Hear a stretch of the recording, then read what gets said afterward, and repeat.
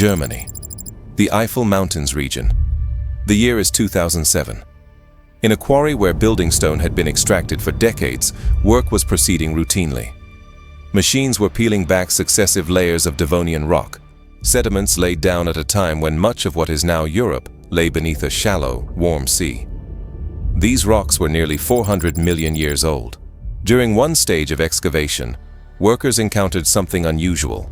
It was not a complete fossil, but a single element, a massive curved claw, unmistakably biological in origin. Its size immediately drew attention. It was larger than a human forearm and bore clear adaptations for grasping and crushing. The find was sent to paleontologists. At first, it was unclear which group of animals such a huge fragment might have belonged to. A large vertebrate was considered, a fish or some other ancient marine organism. Analysis of its structure, proportions, and microscopic details ruled these possibilities out. The claw belonged to an arthropod, to a Eurypterid, an extinct marine predator commonly known as a sea scorpion. From this single element, researchers estimated the size of the entire animal. The result was startling. Its body length may have exceeded 2.5 meters. The specimen was described as Jaekelopterus rhenaniae and recognized as the largest known arthropod in Earth's history. The discovery forced science to revise earlier assumptions about the maximum size that invertebrates could achieve.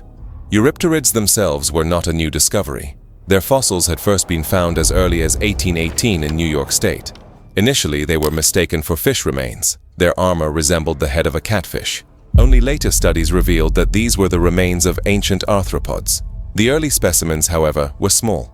For decades, Eurypterids were thought to be moderately sized, but not exceptional marine animals. The find from the Eifel Mountains was the first to reveal the true scale of their potential gigantism. To understand the role these organisms played, one must go back hundreds of millions of years. Land was nearly barren at the time, covered only by simple vascular plants. The vast majority of life was concentrated in the oceans.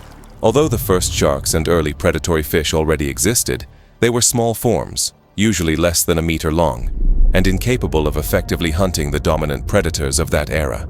The top of the food chain was occupied by animals without backbones. In this environment, Eurypterids became the dominant organisms. Their bodies were flattened and segmented, covered by a hard exoskeleton. At the front were powerful claws, and their eyes were compound and well adapted to detecting movement in dim, murky water. They did not need to see details. Registering motion was enough. Hunting was fast and direct. Prey, most often trilobites, mollusks, or primitive fish, was seized with the claws, immobilized, and torn apart using chelicerae. These predators did not need venom to kill. Their strength, mass, and anatomical design made them exceptionally effective hunters. They appeared more than 460 million years ago, and for a long time had no real competition. The absence of large rivals favored the evolution of ever greater body size.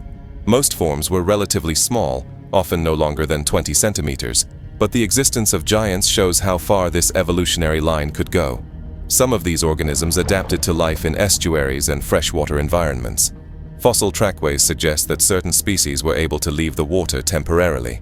They were not terrestrial animals. Any excursions onto land were brief, most likely involving movement between bodies of water or activity in coastal zones. The fossil record also points to cannibalism. Fossilized feces contain fragments of the armor of smaller individuals. Larger ones consumed the weaker. Over millions of years, such a strategy helped maintain dominance and limit competition within their own group. Despite numerous discoveries, our knowledge of these animals remains fragmentary. We have only exoskeletons, impressions, and incomplete remains. We do not know exactly how fast they moved, whether they hunted actively or ambushed their prey, or what their social interactions looked like. Every new find has the potential to change existing interpretations. Their reign ended around 252 million years ago, during the Great Permian extinction, the largest biological catastrophe in Earth's history. More than 96% of marine species disappeared. Sea scorpions vanished along with trilobites and many other organisms that had dominated the oceans for hundreds of millions of years. They did not lose to another predator. They lost to a changing world that no longer allowed them to exist.